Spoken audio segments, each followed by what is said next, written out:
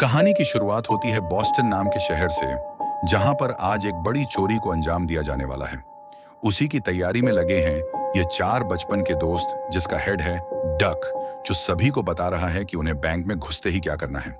Grossi, जिसे सभी के फोन को इकट्ठा करके रखना है, तो वहीं जिम, उसे सभी के ऊपर नजर रखनी है कि कहीं वह इमरजेंसी अलार्म को ना बजा दे। बाकी काम डैड जिम्मेदारी है। इस बीच हम दूसरी तरफ उसी बैंक को देख पाते हैं जिसमें यह चोरी होने वाली है।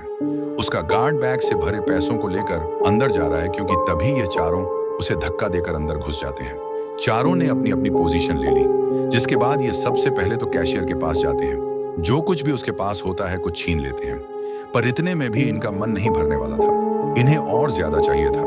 तो ये पहुंचते हैं लॉकर रूम में, जिसकी चाबियां थी क्लेयर के पास, जो यहाँ की मैनेजर है। हालांकि वह यह करना तो नहीं चाहती, लेकिन उसके सर पर बंदूक रखी गई है और जान से बड़ी किसी चीज की कीमत नहीं होती। उसने उन्हें वह लॉकर रूम खोलकर दे दिया, फिर जाकर नीचे जमीन पर लेट गई। उसकी नजर पड़ी जिम के गर्दन पर बने टैटू पर। अब चारों का ध्यान थोड़ा इन लोगों पर नहीं था, इसीलिए क्लेयर ने अपने पैरों की मदद से वह अलार्म बजा दिया, जिससे उन्हें लगा कि यह काम कैशियर का है, इसीलिए वह उसे बहुत मारते हैं। लेकिन दोस्तों, अब बहुत देर हो चुकी है। हालांकि क्लेयर को काफी बुरा लगा। उसकी वजह से उस बूढ़े कैशियर को मार खानी पड़ी। लेकिन क्या करें, अगर वह बोलेगी तो उसकी जान भी जा सकती है। जाने से पहले ये लोग वहां फिंगरप्रिंट को भी मिटा देते हैं, जिसे कोई सबूत ना रहे। इसी वक्त डी के दिमाग में एक आइडिया आता है, क्यों ना वह क्लेयर को अपने साथ ले चले।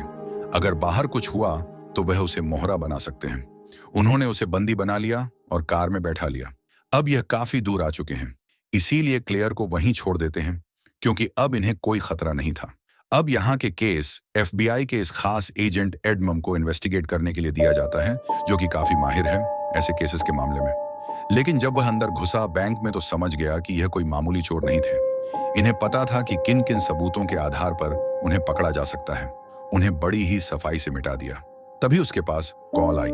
जिस कार से वह भागे थे वह पकड़ी जा चुकी है, लेकिन जब वह वहां पहुंचते हैं तो वह पूरी कार जल चुकी थी। बड़ी ही ताज्जुब की बात थी कि आसपास किसी को पता नहीं था कि यह कार कहां से आई और कैसे जली। जो चीज एडमम को काफी अजीब लगी, लेकिन उसे किसी भी हाल में चोर को पकड़ना है, और यह होगा कैसे, यह आपको कुछ देर में पता लग जाएगा। कुछ और सवालों के जवाब को पाने के लिए उसने क्लियर से पूछताछ की, जिसने सब कुछ बताया। तो वहां चारों अब उन सभी को पैसे दे देते हैं जिन्होंने उसकी चोरी में मदद की थी। लेकिन शाम होने पर जिम डक पर काफी गुस्सा करता है, क्योंकि उसे क्लियर को पकड़ना नहीं चाहिए था। तब डक उसे उसका आईडी कार्ड दिखाते हुए बताता है कि वह हमारे पड़ोस में ही रहती है। अगर उसने किसी को कुछ बता दिया तो मुश्किल हो जाएगी, इसीलिए अब मैं उसका हर दिन पीछा करूंगा और कभी कभी थोड़ा डराऊंगा, ताकि उसे लगे कि उसका पीछा कोई कर रहा है, जिससे वह डर कर किसी को कुछ नहीं बताएगी। लेकिन डग उसे इस काम करने से मना करता है, क्योंकि वह जानता है कि वह बहुत गुस्से वाला है और जरूर उसे कुछ गड़बड़ हो जाएगी। अब उसी रात डग एक बार में जाता है जहां क्रिश नाम की लड़की आती है, डिक की बहन है। ये दोनों कभी साथ हुआ करते, लेकिन अब ऐसा कुछ नहीं है। हालांकि क्रिश उसे अभी भी पसंद करती है, पर डग बहुत आगे निकल चुका है। नेक्स्ट डे वो क्लेयर का पीछा करना शुरू करता है, जो पहुंचती है एल्ट्री पर। कपड़े धोते टाइम उसे अपनी शर्ट पर खून नजर आता है, जो शायद उसी दिन लगा होगा, और यह देखकर वह बहुत परेशान हो चुकी है, इसीलिए खूब रोना शुरू कर देती है। वहीं पास खड़ा डिग मन ही मन सोचता है कि यही सही समय है, इसीलिए वह उसे सहारा देता है और बातों ही बातों में पूछता है कि क्या वह कॉफी पीने के लिए चलेगी। क्लेयर भी काफी परेशान थी, इसीलिए उसने हाँ कर दिया, और फिर दोनों साथ में बैठकर काफी बातें करते हैं। और एक उसे झूठ कहता है कि वह एक कंस्ट्रक्शन कंपनी में काम करता है। यहाँ तक कि उसने यह भी झूठ कहा कि उसके पिता दूसरे शहर में रहते हैं, जबकि सच्चाई यह है कि वह इस समय जेल में है। अब उसे मिलने के बाद डिक जाकर जिम को बताता है कि उसे हमारे बारे में कुछ भी पता नहीं है, इसीलिए उसे मारने की कोई जरूरत नहीं है। इस बीच हम एक आदमी को देखते हैं जो एडमम के हाथ लग जाता है, जो उसे एक क्लू दे देता है उसी गार्ड की, जो उस दिन पैसे बैंक में लेकर जा रहा था। तो वह सीधा पहुंचता है उसी एजेंसी के पास, लेकिन उसके पास तो गार्ड की कोई जानकारी नहीं थी, लेकिन एफबीआई के पास थी। इसीलिए वह उसकी पूरी कुंडली छान मारते हैं और पता लगाते हैं कि शहर में जब भी कहीं किसी जगह चोरी होती है तो उस दिन वह अपने काम पर नहीं आए। बस यही इतना काफी था उनके लिए। इसके बाद एडमम फिर से क्लेयर के पास जाकर उसे कुछ सवाल करना शुरू करता है। साथ में फ्लर्ट भी करता है तो वह उसे बता देती है कि वह किसी और को पसंद करती है। दरअसल वह कोई और नहीं बल्कि डिग था, जिसे वह अब कुछ ज्यादा ही करीब आ गई है। यहाँ तक कि वह उसे अपने ऑफिस एंड पर्सनल लाइफ के बारे में भी बातें शेयर करने लगी है। जैसे कि उसने बैंक में चोरी हुई थी कुछ दिन पहले और उसने एक चोर के गले पर टैटू देखा था, लेकिन उसे अभी तक किसी को बताया नहीं। डिक फौरन कहता है कि अच्छा करा, अभी किसी को यह मत बताना वरना तुम्हारी जान भी जा सकती है। उधर एडमम को गार्ड की लिस्ट निकालने पर उसे कुछ दोस्तों के नाम पता चलते हैं, जिसमें जिम का भी नाम था, लेकिन अभी वह किसी को भी ऐसे पकड़ नहीं सकते क्योंकि उनके पास कोई सबूत नहीं है। इसीलिए उन्होंने पहले कुछ पुख्ता सबूत इकट्ठा करने का सोचा, लेकिन उन्होंने तो कुछ छोड़ा ही नहीं है जो उनके हाथ लग सके। लेकिन एफबीआई वालों ने इनकी शिनाख्त तो पहले ही कर ली है। एक दिन दोपहर में जब डिग एंड क्लेयर कैफे में बैठे थे, तभी वहां पर जिम आता है, जिसे देखकर डिग घबरा जाता है और उसे कहता है कि उसे यहां से जाना चाहिए क्योंकि वह उसका टैटू देख लेगी, लेकिन वो नहीं जाता। और तभी क्लेयर वॉशरूम से आती है तो डिक उसके टैटू को छुपा देता है और भगा देता है वहां से। लेकिन घर आने पर वह उसे बहुत कुछ सुनाता है। जिम बोलता है कि वह जो कुछ भी कर रहा है वह बहुत गलत है क्योंकि वह लड़की उन सभी को जेल भिजवा सकती है, लेकिन उसे पूरा भरोसा है कि वह ऐसा कभी कुछ नहीं करेगी। उसे इतना यह सब नहीं सोचना चाहिए। पर जिम कहता है कि वह इस टीम के साथ अब काम नहीं करेगा क्योंकि उसे अब किसी पर भी भरोसा नहीं है। पर डीक उसे समझाता है कि किसी पर वह भरोसा कर भी नहीं सकता।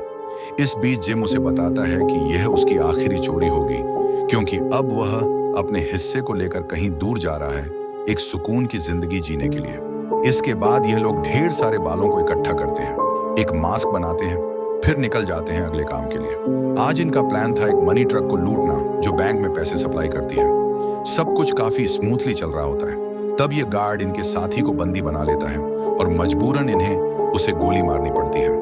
पर यही उन्होंने बहुत बड़ी गलती कर दी क्योंकि अब इनके पीछे पड़ चुकी है पुलिस।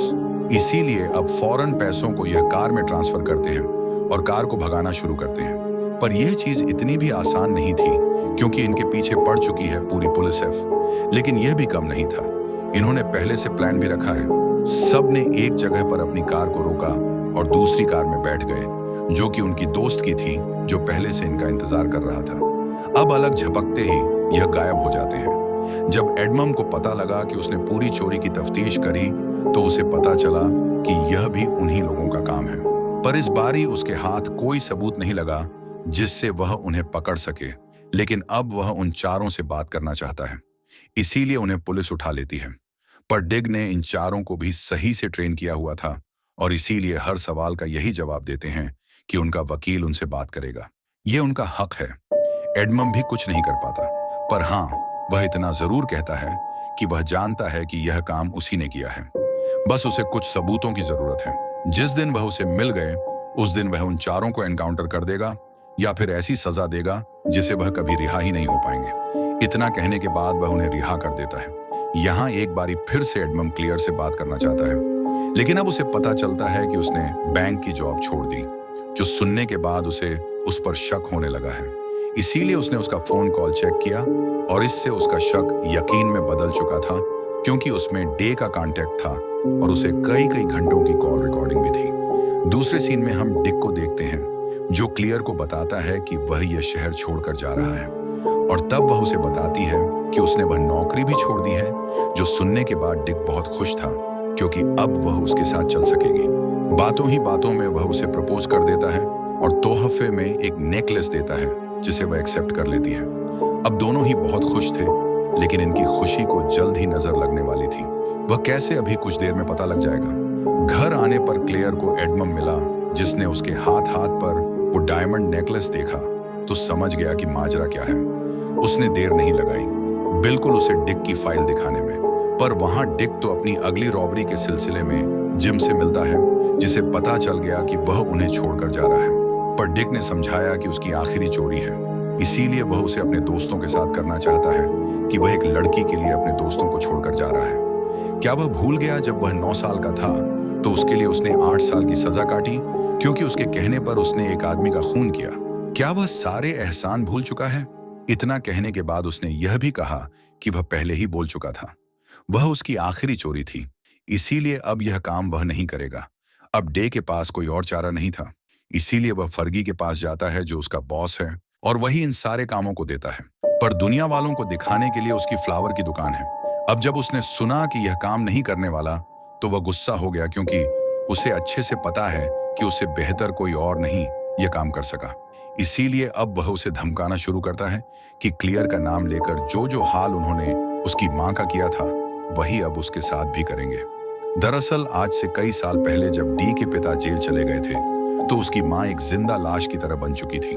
उसी का फायदा फर्गी ने उठाया और उन्हें खूब नशा करवाया, जिसे एक दिन वह मारी गई और अब वही हाल वह क्लेयर का भी करेगा अगर उसने उसका यह काम नहीं करा। अब सीधे वह क्लेयर के घर पहुंचता है जिसे सारी सच्चाई पता चल चुकी थी।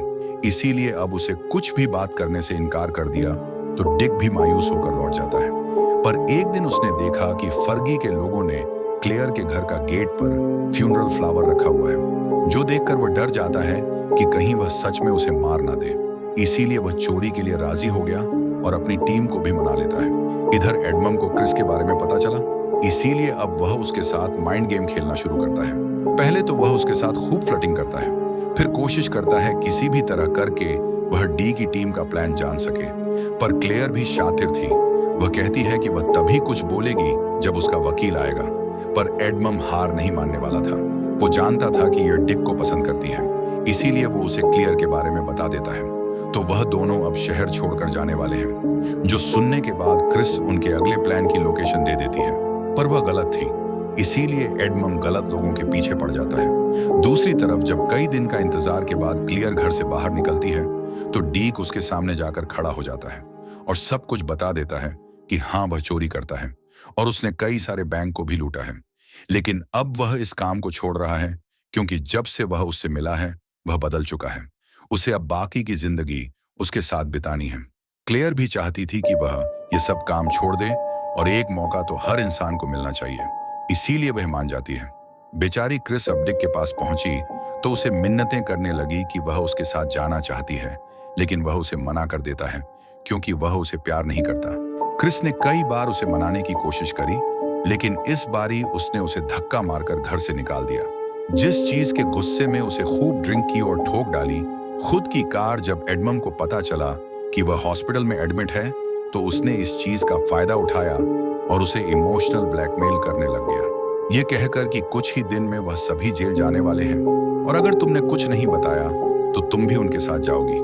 देखो तुम्हारी क्या हाल कर दिया उन्होंने, यही है तुम्हारी इज्जत उनके सामने।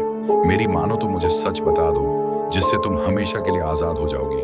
क्रिस उसके झांसे में आ जाती है और सब कुछ बता देती है। सीन कट होता है। हम डी के टीम को देखते हैं जो पुलिस के गेटअप ले लेता है। सीधा पहुंचती फैनवेयर पार्क के एक बैंक में, जहां सुबह ढेर सारा पैसा लाया गया। अंदर पहुंचने पर एक एक करके उन्होंने सभी गार्ड को बंदी बना लिया। इसके बाद वह सीधा जाते हैं अंदर और उस ऑर्केस में रखे $30 मिलियन को अपनी बैग में भरना शुरू करते हैं। काम हो जाने के बाद ये गए नीचे पार्किंग में, जहां इनका एक साथी एम्बुलेंस लेकर खड़ा था जिसमें ये बैग रख देते हैं। लेकिन तभी डिक कहता है कि बाहर पुलिस आ गई है। यही उसके दिमाग में चल रहा होता है कि तभी जिम गोलियां चलाना शुरू करता है तो वहां से भी फायरिंग होने लगती है। इस चीज को देखकर डिक ने अपने एक साथी डिक से कहा कि वह बाहर जाकर खुद को सरेंडर कर दे, क्योंकि उस पर कोई भी पुलिस केस नहीं है, इसीलिए उसे ज्यादा सजा नहीं होगी। ऐसा उसकी बाकी की जिंदगी बर्बाद नहीं होगी। लेकिन वह अपनी टीम को छोड़कर नहीं जाएगा, ऐसा उसका कहना था। इस बीच कुछ और पुलिस वाले आते हैं जो इनकी गर्दन फेंक देते हैं, जिससे इनका ध्यान भटक जाता है और उसी चक्कर में डिच मारा जाता है। उसकी मौत का सभी को बहुत अफसोस होता है। तब क्लॉन्सी कहता है कि मेरे पास एक प्लान है जिसे काम बन रहा है। उसका कहना था कि अगर वह इस एम्बुलेंस को लेकर बाहर जाएगा तो सभी पुलिस वाले उसके पीछे लग जाएंगे और इसी का फायदा उठाकर वह दोनों भाग जाएंगे। उनके पास तो पुलिस यूनिफॉर्म भी है तो कोई दिक्कत नहीं होगी। हालांकि डिक इस बात से राजी नहीं था, क्योंकि बाहर जाते ही वह उसे गोलियों से भून देंगे। पर क्लॉन्सी को खुद की ड्राइविंग पर भरोसा था, इसीलिए वह एम्बुलेंस को लेकर निकल जाता है और सारी गाड़ियों को तोड़ते हुए आगे तो चला जाता है, लेकिन कुछ ही देर में उसका टायर पंचर कर दिया जाता है। लेकिन फिर भी वह रुकने का नाम नहीं ले रहा था। तब एक स्नाइपर सीधा उसके सर पर निशाना सा है, जिससे उसकी वहीं मौत हो जाती है।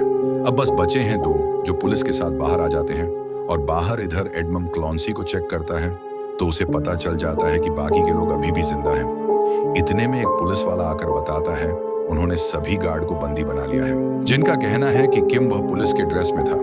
यह सुनते ही एडमंड पूरे शहर में अलर्ट कर देता है और खुद भी तलाश जारी कर देता है। अब बाहर जाने पर उसे कुछ ही दूरी पर जिम दिख गया, जिसे वह उसके नाम से पुकारता है। जो सुनने पर वह पलटता तो नहीं, लेकिन बार बार उसके पुकारने पर उसे आ जाता है गुस्सा, जिसे वह उन पुलिस वालों पर शूट कर देता है। लेकिन जवाबी कार्रवाई में वह भी मारा जाता है। उसे यह अच्छे से पता था कि अब वह नहीं बचने वाला, और अगर वह खुद को सरेंडर करेगा तो पूरी जिंदगी जेल में बिताएगा। इसीलिए उसने यही रास्ता चुन लिया। दूर खड़ा डिग ये सब देख रहा था, इसीलिए वह चुपचाप पुलिस की कार लेकर निकल जाता और सीधा पहुंचता है फर्गी के पास, जिसे उसने गोलियों से भून डाला, उसके पैसे चुरा लिए और फिर उसने कॉल किया क्लेयर को, जिसके पास पहले से कई सारे FBI वाले बैठे थे, जो बात उसे पता थी। अब FBI वाले भी कहते हैं कि उसे कहो कि वह तुमसे मिलने आए, लेकिन क्लेयर उसे इशारा दे देती है कि वह यहां ना आए, लेकिन डिक कहता है कि वह आएगा, जल्दी आएगा। इतना कहने के बाद वह क्लेयर के गार्डन में जाकर उन पैसों को गाड़ देता है और खुद ट्रेन पकड़कर दूसरे शहर चला जाता है। इधर एडमंड कई घंटे इंतजार करता है, लेकिन डिग नहीं आता, जिसे अब उसे एहसास हो गया कि शायद वह उसे कभी नहीं पकड़ पाएगा। लेकिन जब वह बाहर आया तो देखा कि उसकी कार पर एक नोट चिपका है, जिस पर बहुत गालियां लिखी हैं। यह काम डिग का ही था। उसे पता चल गया है कि क्लेयर ने उसे इशारा दे दिया है, पर उसे कुछ नहीं, और अब उसे कुछ नहीं हो पाएगा। हाथ में जब क्लियर गार्डन में पानी डाल रही होती है तो उसे वह पैसे मिल जाते हैं, जिसके साथ एक नोट भी था जिस पर लिखा था कि वह जल्दी ही मिलेंगे, और इसी के साथ ये कहानी यहीं पर खत्म हो जाती है।